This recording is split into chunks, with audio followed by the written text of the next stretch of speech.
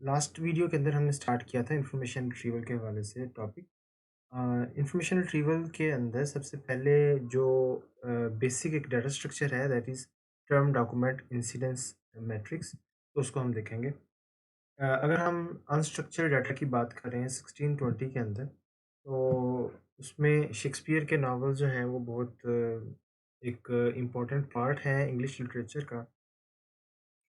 और उसकी एग्ज़ाम्पल एक देखते हैं। लेट्स से हम शेक्सपियर के नॉवेल्स में से कुछ ऐसे जो नॉवेल्स हैं वो सर्च करना चाह रहे हैं, कुछ ऐसे प्लेज़ जो हैं वो सर्च करना चाह रहे हैं, जिनमें ब्रूटस और सीज़र जो है, ये दोनों वर्ड्स जो हैं अकर हो रहे हों, लेकिन कल्पर्निया जो है वो अकर ना हो रहा हो।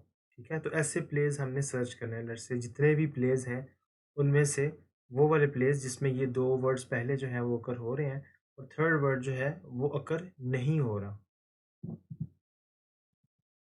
तो इसमें एक काम तो ये हो सकता है कि लाइनक्स के अंदर डिफरेंट कमांड्स जैसे कि ग्रेप के नाम से एक कमांड है, और ग्रेप की जो कमांड है उसके अंदर आप उसके साथ आप एक रेगुलर एक्सप्रेशन जो है वो स्पेसिफाई कर सकते हैं, या कीवर्ड जो है वो स्पेसिफाई कर सकते हैं।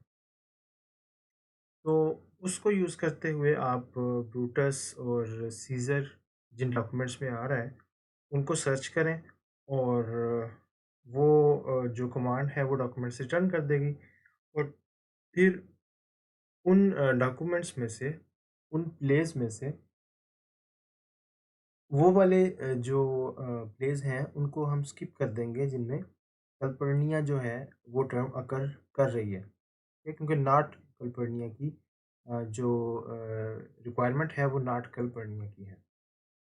तो एक तो तरीका ये हो सकता है, लेकिन ये एक सही तरीका नहीं है एक लार्ज कलेक्शन में से सर्च करने का। क्यों? क्योंकि पहली चीज़ कि ये जो अप्रोच है ये बहुत स्लो होगी। ग्रेप की कमांड जो है वो कैसे काम करती है? ग्रेप की कमांड जो है वो एक-एक डॉक्यूमेंट जो है उसकी एक-एक लाइन को रीड करती है। उसके साथ जो है वो स्ट्रिंग को मैच करती है और उसके बेस पे जो है वो डॉक्यूमेंट्स को सिलेक्ट करती है। इसी तरह से अगर आप वो वाले डॉक्यूमेंट सर्च करना चाह रहे हैं जिनके अंदर कल्पनिया की टर्म अकर नहीं हो रही, तो ये भी कोई आसान काम नहीं है। ठीक है? क्योंकि आपको पहले वो डॉक्यूमेंट्स जो हैं, सारे जो हैं वो ढूँढने पड़ेंगे जिनमें एक्चुअली कल्पनिया की टर्म अकर हो रही है, और देन आप उसका कॉम्प्लीमेंट लेंगे, यानी कि उसके अलावा जो डॉक्यूमेंट्स हैं, वो वाले सारे जो हैं, वो आप यूज़र को दिखाएँगे। इसी तरह से कुछ और जो ऑपरेशंस हैं, जैसे लेट्स से हम ये चाहते हैं कि ये रोमन्स और कंट्रीमैन जो है, ये दोनों वर्ड जो हैं अगर किसी डॉक्यूमेंट में करीब-करीब आ रहे हैं, तो वो डॉक्यूमेंट जो है वो रिट्रीव हो। तो ये भी फ़ीज़िबल नहीं है ग्रैब कमांड को यूज़ करते हुए। ठीक है? क्योंकि उसने लाइन बाय लाइन रीड करना है।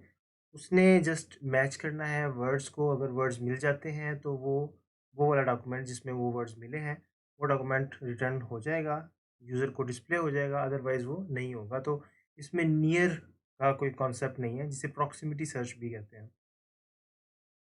इसी तरह से रैंक्ड रिट्रीवल जो है, वो भी इसके अंदर नहीं है। ठीक है? रैंक्ड रिट्रीवल का ये मतलब है कि हमें जो डॉक्यूमेंट्स रिटर्न हो, उनकी एक प्रॉपर लिस्ट हो, उसका एक स्कोर हो और उसकी बेस पे सॉर्टिंग हो, ताकि हमें पता चले कि हमने जो वर्ड्स जिनके हवाले से सर्च किया है, उसमें ज़्यादा रेलेवेंट जो डॉक्यूमेंट्स हैं, वो टॉप पे आएँ, और जो कम रेलेवेंट डॉक्यूमेंट हैं, वो बाद में आएँ। ठीक है? इसे हम कहते हैं रैंक्ड रिट्रीवल। तो ये जो ग्रेप की अप्रोच है, जो ग्रेप टूल जो अप्रोच यूज़ करता है, उसमें रैंक रिट्रीवल जो है वो भी ऑप्शन नहीं है। तो इसके लिए हम क्या करते हम ये हैं कि एक टर्म डॉक्यूमेंट इंसिडेंस मैट्रिक्स जो है वो बना लेते हैं। और ये टर्म डॉक्यूमेंट इंसिडेंस मैट्रिक्स जो है, इसमें एक साइड पे जो है वो टर्म्स आ जाती हैं सारी की सारी, दूसरी साइड पे जो है वो सारे के सारे डॉक्यूमेंट्स आ जाते हैं। और अगर एक टर्म एक डॉक्यूमेंट में अकर हो रही है, तो वहाँ पे उसकी जो वैल्यू है वो 1 होगी, और अगर वो उस डॉक्यूमेंट में अकर नहीं हो रही तो वहाँ पे उसकी वैल्यू 0 होगी। ठीक है? अब लेट्स से हमारी एक क्यूरी है, हम ब्रूटस एंड सीज़र सर्च करना चाह रहे हैं बट नॉट कैलपर्निया। तो इसमें हम इसमें से कैसे जो डॉक्यूमेंट्स हैं वो सर्च कर सकते हैं? हम सिंपली कर ये सकते हैं कि हमारे पास अगर सारे के सारे डॉक्यूमेंट्स के इंसिडेंस मैट्रिक्स जो हैं वो अवेलेबल हैं, तो हम क्या करेंगे कि ब्रूटस और सीज़र जो है उसका या उन दोनों का एंड ले लेंगे और जो कैलपर्निया है उसका कंप्लीमेंट लेके उसका भी एंड ले लेंगे। ठीक है? तो ये बिट वाइज़ एंड होगा और ये जो कैलपर्निया है उसकी ये जो उसके कह लें कि वेक्टर के अंदर ये वैल्यूज़ आ रही हैं 110100 और सॉरी ब्रूटस की जो है वो पहले वाली वैल्यूज़ हैं, सीज़र की जो हैं वो दूसरे नंबर पे जो वैल्यूज़ आ रही हैं 110111 ये एक्चुअली यहाँ से आ रही हैं 110111 ठीक है?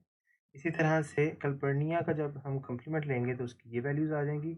इन तीनों का जब हम बिटवाइज़ एंड करेंगे, तो ये हमारे पास जो है ये वैल्यूज़ आ जाएँगी। इट मीन्स कि ये डॉक्यूमेंट्स जो हैं ये जो फर्स्ट डॉक्यूमेंट है वो सिलेक्ट होगा और सेकंड और थर्ड को छोड़ के जो फोर्थ डॉक्यूमेंट है वो सिलेक्ट होगा। यानी कि ये जो 2 डॉक्यूमेंट्स हैं ये हमारी रिक्वायरमेंट को फुलफ़िल करते हैं।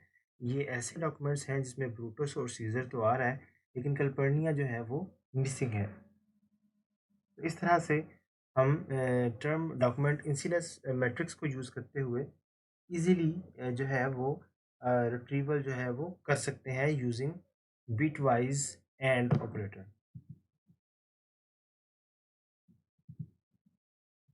अच्छा, अब अगर हमारे पास बिगर कलेक्शंस हैं, लेट्स से हमारे पास 1 मिलियन डॉक्यूमेंट्स हैं और हर डॉक्यूमेंट के अंदर तकरीबन 1000 वर्ड्स हैं। तो इसमें एवरेज जो है अगर हम ज़्यूम करें कि 6 बाइट्स जो हैं वो 1 वर्ड स्पेस ले रहा है, इंक्लूडिंग स्पेसेस एंड पंक्चुएशंस, तकरीबन हमें 6 जीबी जो डाटा है उतना उतनी मेमोरी एक्चुअली हमें चाहिए इस डाटा को स्टोर करने के लिए।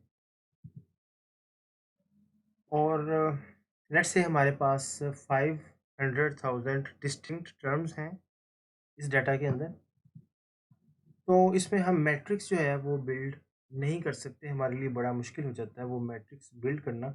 जो हमने ये प्रीवियसली एक सिंपल इंसी टर्म डॉक्यूमेंट इंसिडेंस मैट्रिक्स देखा है, उसकी वजह क्या है? उसकी वजह ये है कि 500,000 अगर डॉक्यूमेंट्स हैं, 1 मिलियन आपके पास टर्म्स हैं और उस मैट्रिक्स के अंदर जो है वो हाफ अ ट्रिलियन ज़ीरोज़ होंगे एंड वन्स होंगे। और इसमें जो ज़ीरोज़ और वन्स हैं वो तो ट्रिलियंस तक चलेंगे जाएँगे या हाफ ट्रिलियंस तक चले जाएँगे, लेकिन इसके अंदर वन्स जो है ना वो बहुत कम होंगे।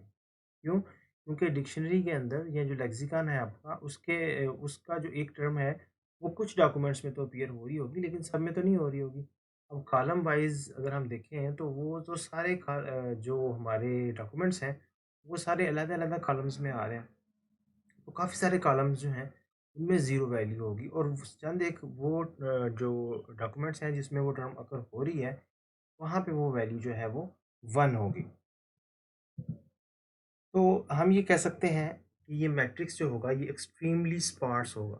स्पार्स का मतलब कि बहुत ज़्यादा ज़ीरोज़ होंगे उसमें और कहीं-कहीं पे जो है वो 1 होगा। तो फिर इसकी बेहतर रिप्रेज़ेंटेशन क्या हो सकती है? आपके ज़हन में कोई इसकी बेहतर रिप्रेज़ेंटेशन आती है? इसमें एक ऑप्शन ये हो सकती है कि हम सिर्फ़ 1 वाली पोज़ीशंस को मेमोरी के अंदर स्टोर करें।